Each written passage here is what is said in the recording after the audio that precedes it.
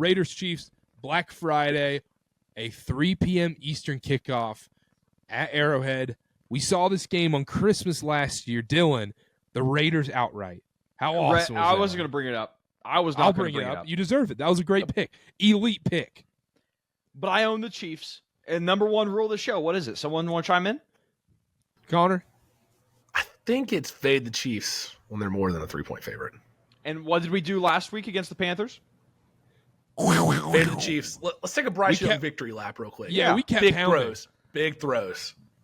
Dylan, how does it feel that the two best quarterbacks in this league play in Carolina and Tennessee right now?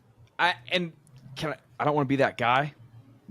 Our quarterbacks did it outside. Not all quarterbacks can say that.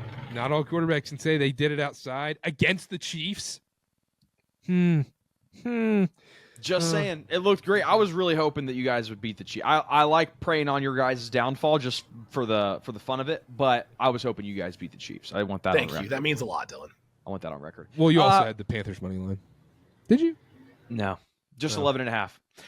Raiders Chiefs, here's what it comes down to. I would love, the number one rule of the show, we touched on it. I would love to be able to fade the Chiefs as a field goal or more favorite.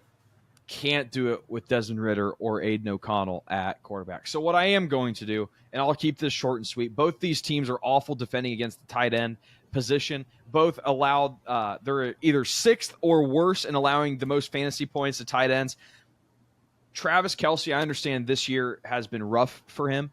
Not getting as much of the workload. Noah Gray had 2 touchdowns yesterday. But Kelce has had at least 7 targets against Las Vegas going back to 22. This year in their first matchup, he had 10 receptions for 90 yards. I'm thinking maybe Kelce overs. Just seems like what fits in here. That's where I'm going to go. I'm not going to take a side with a backup quarterback for Las Vegas. And tight ends have success against the Chiefs too. I think you could get a little action into Brock Bowers as well. JT Sanders came out of the game with the Panthers Chiefs game yesterday, but he had 3 receptions for 49 yards in just one half of football. So their tight ends are successful against this Chiefs team. I think Brock Bowers has a big game as well. I will not take the Chiefs when they are a 13.5-point favorite. They very well could cover, but I absolutely refuse to do that. I will not.